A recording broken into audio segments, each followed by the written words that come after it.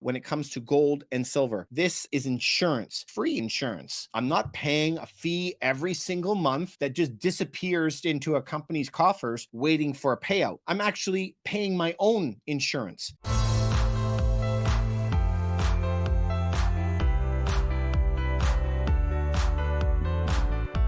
Gold, gold everywhere, but not a drop to spend. There is so much talk about gold all the single time, all the way going back to ancient Egypt. I just watched a documentary 4,500 years ago. People, all they could talk about was gold, adorning themselves with gold and getting going on more gold. Now, what is all this talk that we still hear about it on FinTwit and all the other platforms that are out there? Gold, gold, gold. We're going to be digging into why it is so important, and it has always been important for 6,000 years, which is unbelievable. All right, so let's dive into a little bit. After all this talk, you guys, we have to wonder, how on earth are we going? You got to understand that the amount of gold ever created, ever mined, ever is almost all still on earth today. It's a beautiful metal because it can get melted down over and over and over again. And it has the best conductivity there is, and it can be pounded extremely thin.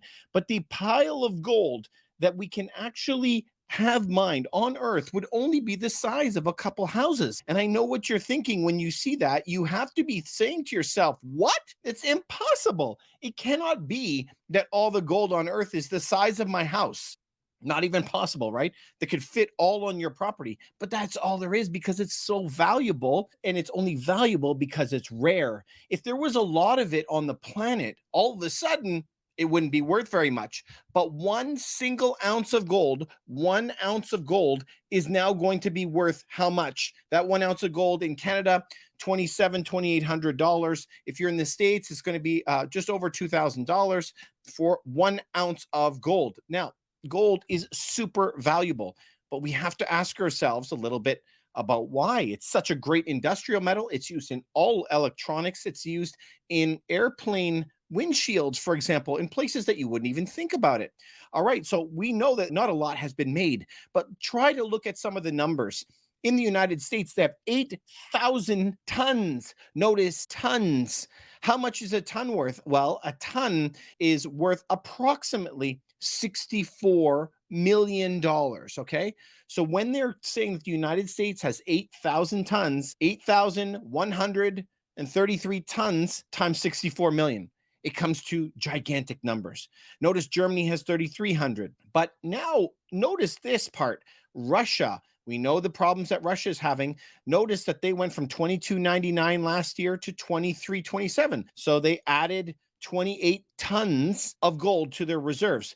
China added 57 tons to their reserves. Let's keep going down the list. Oh, here's India. India decided to add 8 tons. What other countries added? Turkey added 30 tons. The Euro area added 2 tons. But when we're saying tons, we're talking each ton is going to be worth $64 million. And what's happening this year is central banks are buying gold at a record pace in 2023. And you have to ask yourselves why. Why is the big, big question. Now, right now, gold export from Chinese companies is prohibited by the government. The Chinese do not want any gold to get out of China except for panda coins. That's the only one that they want. So when you're looking here and you're looking at the list, and you can say, well, Russia, we know they're in trouble. They want to de-dollarize. Yes, China does as well. Could we trust Russia's numbers? Probably not. Can we trust China's numbers? Probably not. And as we go down, Turkey, they're in a lot of internal conflict about NATO and so forth in Europe. Would they announce the proper numbers? I'm not really sure. Singapore, look at Singapore's purchase. Singapore's 154 to 222. So they massively, I mean, that's, what is that, 40%, 50% more gold for Singapore? And Singapore, you must see that they're the standout. They're one of the strongest economies in the world, and definitely one of the strongest currencies in the world. So they're kind of sitting alone in a very advanced economy, whereas all these other ones, we know there's a lot of trouble in those countries in Russia, China, India, Turkey, for example. Lots of trouble. So can we believe all of their numbers? Some of them, no. But well, let's just go with what they are. Even with the numbers that they are reporting, they are on massive buying sprees right now, massive buying sprees. And so we have to see that this could be a problem moving forward. We know what's happening next month in August. The BRICS summit is being held in Johannesburg. And this is happening at the end of August, around August 23rd or so, something like that. Now, Russia is confirming that the BRICS countries, BRICS meaning Brazil, Russia, India, China, South Africa, those countries are the ones that started the BRICS movement. But now there's 41 countries that want to sign up with them. So if we go and look up William Middlecoop, I strongly suggest that you watch this guy. He's really, really good. He's a very good economist and investor out of the Netherlands, but they're talking about having a new trading currency backed by gold in August. So this is going to happen. 41 countries have applied for the BRICS membership. So this is news that's adding new momentum to the ongoing de-dollarization trend unfolding in the global economy, and they are trying to move away from the US dollar. So we see a lot of this stuff coming up in the market.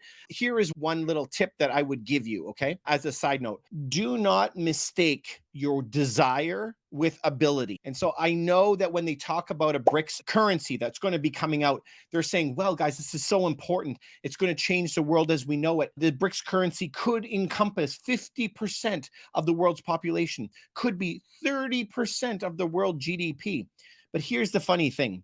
Even if it did happen, which I don't know if it will, even if it did happen, China doesn't trust Russia to hold all of the gold and silver. Russia doesn't trust China. They don't trust Saudi Arabia to hold it. Like all these different hodgepodge of people aren't just like a bunch of friends that would back you up in a schoolyard fight out back. Their common bond is that they don't like the US dollar, but that's not enough for them to trust each other. And so if each party individually said, no, we're going to hold a whole bunch of gold, and they have it locked in a big gate in a big room, and they go, can we go and see if you have all that gold in there like you were supposed to? No, you got to trust me. Here comes the trust issue in the currency that we have today. As we know, currency is not backed up by the gold and silver. So do not mistake their desire with their ability. There's a long way to go. We also have to just throw out there, you tell me, if they wanted to have trillions of dollars of currency that is backed up by majority of gold and silver, mostly gold, just think of the amount of money that they would have to buy all these commodities off the market. If they did that and had to now put a purchase order in for gold, what would happen to the price of gold? It would skyrocket to the moon. So 1 ounce of gold would skyrocket to the moon, right?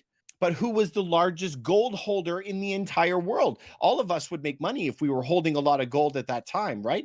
But if we go back and try to take a look at who is the largest gold holder, oh my goodness, United States owns more gold than everybody. So their gold would go up. So by them trying to have their own gold-backed currency, they're going to have to put in huge orders to buy an enormous amount of gold. But then what? Then what, are the United States going to be worth a lot more money? They're trying to get away from them, but in the same process, they could be enriching them.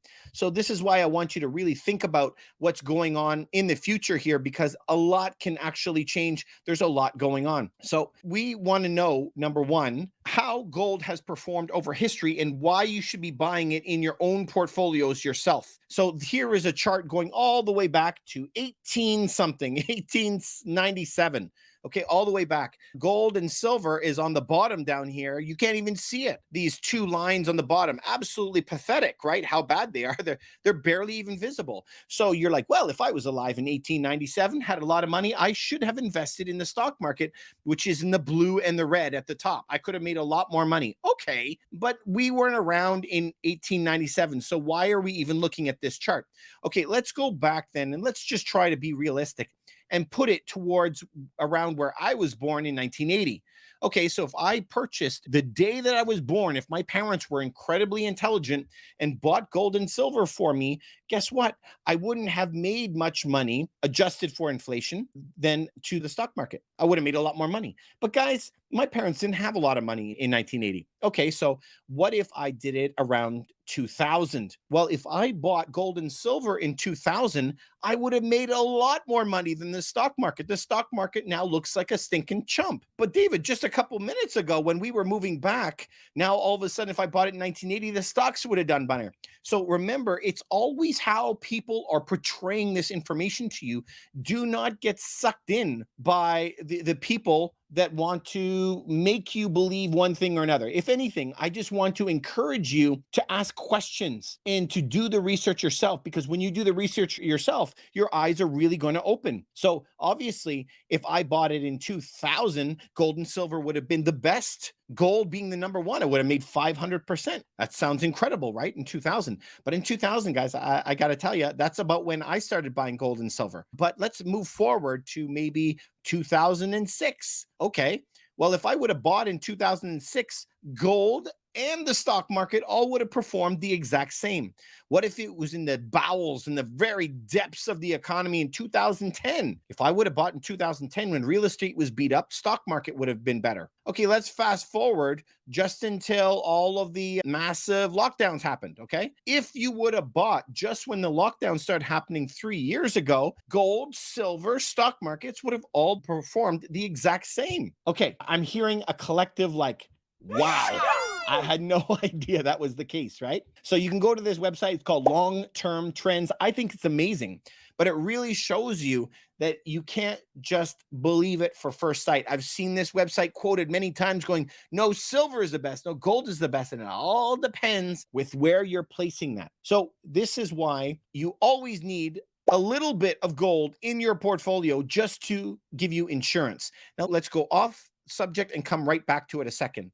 In 2021, we were talking about it on our channel, and so was Chamath Palihapitiya. Elon Musk and Jeff Bezos in 2021, December 2nd, they had sold $20 billion of Tesla and Amazon stock that year. $20 billion. You have the world's richest people selling $20 billion of stock. December 2021. Now let's look at the S&P 500. So they sold in December of 2021. Guys, look at the market. Is it just a coincidence that these guys sold at the exact top of the market? And as soon as they sold, the markets shot down? Is that like a just crazy coincidence? We cannot even believe that happened. Guys, if you're seeing the world's richest people dumping stocks, maybe you should ask yourselves, maybe I should be reevaluating my positions, right? So then comes my second part. We saw them doing that. When you see the news articles saying that central banks are buying gold at a record pace around the world, this is records since the 60s that they're buying up gold. You have to be asking yourselves the same as when Elon Musk was selling all the stocks. What do they know that I don't know? Should I be reevaluating my position in all this? And so when you're going to be doing this, this is what I want you to think about when it comes to gold and silver. Technically, I wouldn't put it as an investment. This is insurance, and it's cheap insurance to me because it's free insurance. I'm not paying a fee every single month that just disappears into a company's coffers waiting for a payout. I'm actually paying my own insurance. So instead of paying a $40 fee per month, you can put one of these every single month and put in an account for yourself, just so that you're going to be okay in the future.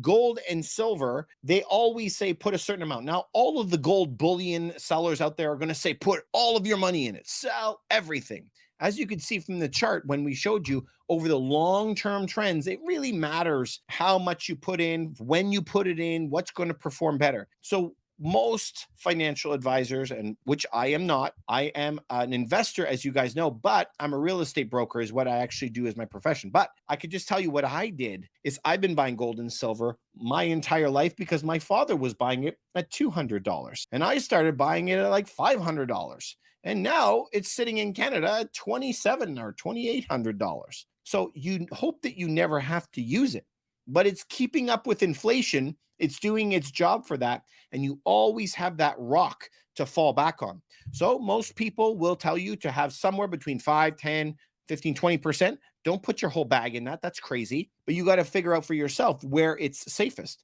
And so gold and silver, gold does have a lot of applications. So does silver. Silver right now is used in every electric car. It's used in all the solar panels. Very important. 1 ounce. So this is what I think that you guys should be looking at it if I was you. And so I know you guys are going to run out and go, how do I get a lot of gold? Now there's this giant asteroid that keeps popping up on the news and it's worth 700 quintillion dollars. And they say that everybody on Earth can have $93 billion because this entire asteroid is made completely out of metal. Isn't that incredible? My mind goes a little bit crazy when I think of that because I think it's so cool. But I got to tell you, if you brought all of that here, if you thought you have a lot of inflation in 2021, 22, and what inflation we're facing now, our Peasley 4 or 5%, if you brought all that money down here and you get that's the same as printing money. Our homes would be made out of gold and a home would be worth $7 trillion. Okay.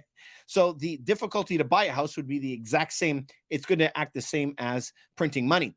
Gold is an incredibly invaluable material, but it's only valuable because it's rare. Try to remember that. All right. So don't go up into space and try and do that. But I think it's cool if you could get up there before NASA, but NASA's sending up a ship. All right, so let me just share different ways to invest into gold, okay, you guys? So when you want to get gold, my favorite, as you know, not my keys, they say in crypto, not my coins, not my keys, not my coins. Is that what it is? You have to have physical ownership of it. Physical gold bars and coins. That is this gold bar right here. That is a piece of silver right here. That's what you need. You can have a novelty coin if you want out of gold, or you can have it from the physical miners. Physical coins and bars. Please note, you never want to keep this in your house. You always have to keep it in safety deposit boxes. Also, ETF miners. So you can have an exchange traded fund ETF. You could buy it in the form of a stock. It could be an ETF about miners, or it could be an ETF about physical. Now, you have to make a call. Which one of those two do you want if you want it? But then you don't have to worry. Number one, you don't have to worry about storing it, correct? That's right. You don't have to worry about storing it, but you also have a third-party risk. What if the company that's holding it goes bankrupt? What if the government seizes it? I mean, the what ifs is kind of endless, right? So you can have your ETFs, either physical or miners. And so normally the ETFs and the miners are going to be the juniors, the small companies, or the majors, the big companies. You can have individual companies if you're feeling very brave and you just want to like one company. But again, that has a lot of risk on it. There's also something called streaming companies. Streaming companies are the ones that buy the rights to all future gold that actually comes out. So when we're talking about the future rights of gold, we're talking about they'll give them the money to open the mine up. And they say, all right, every ounce from now into eternity, I want to be able to buy from you for $1,500. And so if gold goes to $3,000, they've now locked in their purchase price. They can make a lot of profit off of it. Streaming companies are very, very cool. They're very big, but you also pay a huge premium for them.